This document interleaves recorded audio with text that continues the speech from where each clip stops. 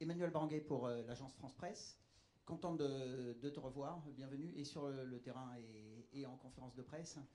Tu es loin de tes chiffres habituels, tu n'as marqué que 2 buts sur tes 12 derniers matchs, c'est très très loin de tes stats. Ça doit te démanger un petit peu de marquer demain pour relancer le... Ah, bien sûr, ça va être important de revenir, de bien jouer, de gagner des matchs, de marquer des buts. C'est un match important demain, donc ça va être l'objectif d'aider l'équipe, mais c'est pas quelque chose qui me préoccupe. Ce qui me préoccupe, c'est de gagner cette confrontation contre la Croatie et d'aller au top 4. Bonjour Kylian, Philippe Sansfourche pour RTL, ravi de te retrouver en bleu. Ça fait donc de longs mois que tu ne t'es pas présenté avec l'équipe de France. Depuis lundi, tu as retrouvé tes coéquipiers. Peut-être avais-tu gardé un lien avec certains, peut-être d'autres moins. Est-ce que tu as ressenti le besoin de partager des moments, peut-être d'expliquer des choses? Est-ce qu'il y a eu des questions? Est-ce qu'il y a eu plus d'échanges? Est-ce qu'il a fallu rester un peu après le dîner pour parler un petit peu plus et mettre peut-être quelque chose au clair avec eux?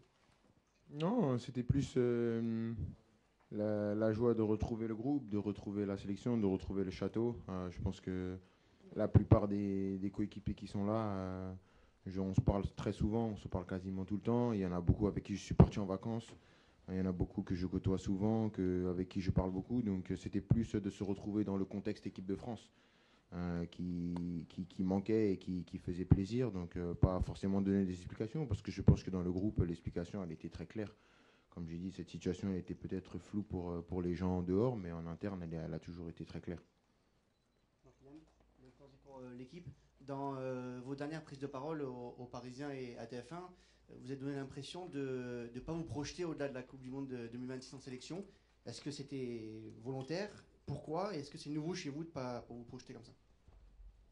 Parce que oui, c'est volontaire, parce que comme j'ai dit, toutes mes pensées vont pour la Coupe du Monde 2026. C'est une Coupe du Monde qui est très importante pour l'équipe, pour le groupe, pour moi. Et je pense qu'une compétition de cette importance, il faut y consacrer toute son énergie, toute son attention et pas mettre d'attention ailleurs. Donc c'est vraiment l'objectif de tout ce groupe, l'objectif que j'ai en tant que capitaine et que les joueurs ont, c'est de bien préparer cette compétition pour essayer et avoir le rêve d'être champion du monde. Loïc, Saint-Phosphore plus Canal+. À quel pourcentage de votre forme physique et de votre confiance vous situez-vous? Et par rapport à Ousmane, j'ai vu que vous aviez déclaré que vous n'étiez pas surpris de le voir avoir une telle efficacité, mais est-ce que ça rend encore plus excitant le fait d'évoluer ensemble demain en équipe de France? Le pourcentage, je sais pas, mais je pense qu'il est élevé. Je me sens bien. Voilà, je me sens bien, je me sens heureux de jouer au football, je me sens heureux d'être ici et de pouvoir aider l'équipe. Après, Ousmane, je ne sais pas si c'est objectif ou non, j'ai toujours été très excité à l'idée de jouer avec lui. Ça fait des années et des années, mais encore plus quand tu vois sa forme actuelle, je pense que c'est une arme vraiment importante pour nous permettre d'accomplir nos objectifs. Donc on va essayer de le mettre dans les meilleures conditions pour qu'il puisse réaliser ce qu'il fait en club ici aussi. Parce que si on a un Ousmane qui est aussi bon qu'au PSG, on va gagner des matchs. Bonjour Kylian, on a vu ta capacité à briller à différents postes et notamment en pointe au Real Madrid. Est-ce que justement on parlait d'Ousmane Dembélé, est-ce que son émergence et ses performances sur une position plus axiale peuvent te permettre de retrouver le couloir gauche? Est-ce que cette perspective te plaît? Et une deuxième question sur Wesley Fofana, on a vu les attaques très dures et les commentaires racistes. Est-ce que tu les as vus? Est-ce que tu as un mot à lui passer? La première question sur Ousmane, je pense que c'est une corde en plus à notre arc. Je pense que le fait que Ousmane puisse jouer dans cette position-là nous donne encore plus d'options.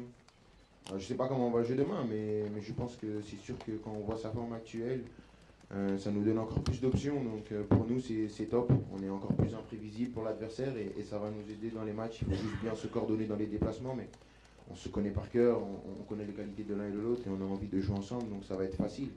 Et pour Wesley Fofana, j'ai appris ça il y a 15 minutes. C'est pathétique. Je pense malheureusement, on tourne en rond. On tourne en rond parce qu'il n'y a rien qui avance. Je vais venir vous donner une explication que c'est pas normal, qu'il faut changer ça, mais il n'y a rien qui change.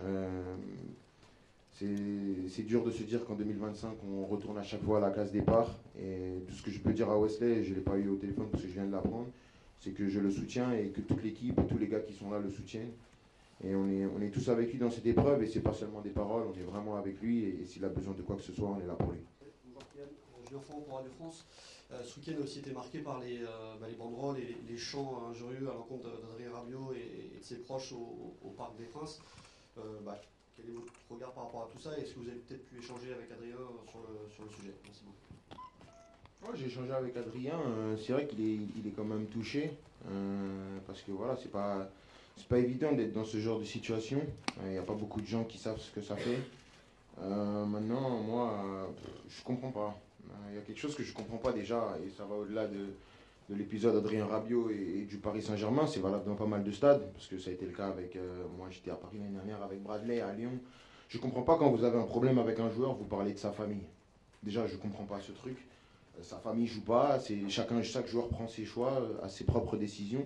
Donc cette fâcheuse manie qu'ont les gens de parler des familles des gens dans les stades, moi je comprends pas du tout. Et je le dis pas je le dis de manière vraiment, je le pense, parce que c'est venir parler de la mère de quelqu'un, du père de quelqu'un, de son frère, alors que c'est ses propres décisions. Désolé de vous mettre dans la confidence, mais si tu fais un mauvais article, je veux pas parler de ta femme, de ta fille, de ton père. Je comprends pas. Je trouve ça ridicule. Et en plus c'était dur. Je pense que quand on voit, c'est dur et c'est pas des choses qu'on veut voir.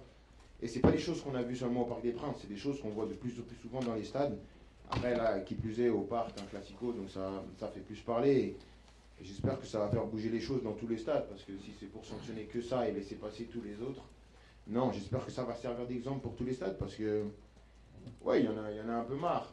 Parce que je pense qu'en plus, nous, on peut accepter pas mal de choses, mais il y a des limites à pas franchir. J'ai aucun problème s'il y a de la vanne, nous on aime vanner, s'il y a des jeux de mots, même parfois des choses un peu dures sur le joueur, ça fait partie de notre métier d'accepter ce genre de choses. Mais je pense que quand vous dépassez la limite de la famille, sans prendre à certains problèmes familiaux que certains joueurs ont, je pense que c'est une limite qui est franchie et c'est des choses qu'on ne veut pas voir. Rapidement, Baptiste. Bonjour. Bonjour Kylian, Baptiste Després, Le Figaro. Dans la période de tumulte que tu as vécu les derniers mois, quelle est la plus grande leçon toi, que tu retiens en tant qu'homme et en tant que joueur? Et s'il y avait une chose que tu ferais différemment, ce serait quoi?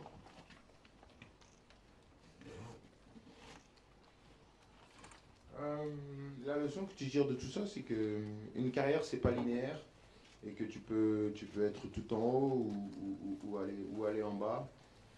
Il faut toujours te recentrer sur ce qui est important pour toi, ce qui te rend heureux et te remettre toujours au travail parce que c'est par le travail que tu vas percevoir le bout du tunnel. Et si je devais faire les choses autrement, j'aurais mieux joué. Ouais. C'est ça. Ouais, je crois que c'est ça. Juste là, Joël Castelli de la chaîne L'équipe. Par rapport à cette période-là, notamment au rassemblement de septembre, avec la défaite face à l'Italie, tu as subi pas mal de critiques, notamment sur ta conférence de presse. Est-ce que tu as compris que certaines personnes avaient pu mal interpréter ton comportement en tant que capitaine de l'équipe de France et en tant que joueur emblématique? Merci. Ouais, je peux comprendre pas mal de choses. Comme je dis souvent, j'ai cette qualité d'être lucide sur ce que je fais, de bien ou de pas bien. Je sais que les gens n'étaient pas contents de ce que je faisais sur le terrain et en dehors, et je le faisais pas bien. Après, peut-être que j'avais des raisons qui sont explicables ou non, parce qu'il y a des choses qui étaient explicables, mais des choses qui ne l'étaient pas. Donc, j'ai aucun problème, moi, à me remettre en question et à dire quand je faisais pas bien. Après, les critiques, comme j'ai dit, j'ai jamais eu de problème. J'ai jamais eu de problème avec les critiques quand elles sont méritées et quand elles sont argumentées. Donc à partir de ce moment-là, j'étais pas bon contre l'Italie. Ma conférence de presse a pas plu parce que j'ai pas été rassembleur en tant que capitaine. Je l'accepte. Maintenant, le plus important, comme je dis, c'est avancer et de ne pas refaire les mêmes erreurs. À partir de ce moment-là, quand tu viens et que tu répètes pas les mêmes erreurs, on peut appeler ça une erreur. Si tu le refais, c'est volontaire, donc il n'y a pas de souci. Bienvenue Kylian. À 16 ans, quand tu es arrivé à AS Monaco, là il y avait Subasic et Pasalic qui t'ont attendu. Ils ont toujours bien parlé de toi. Aujourd'hui, quand tu es à Real, tu joues avec Luka Modric, avec Messi et Ronaldo qui sont partis de la scène. Est-ce que tu penses que tu pourras gagner le Ballon d'Or?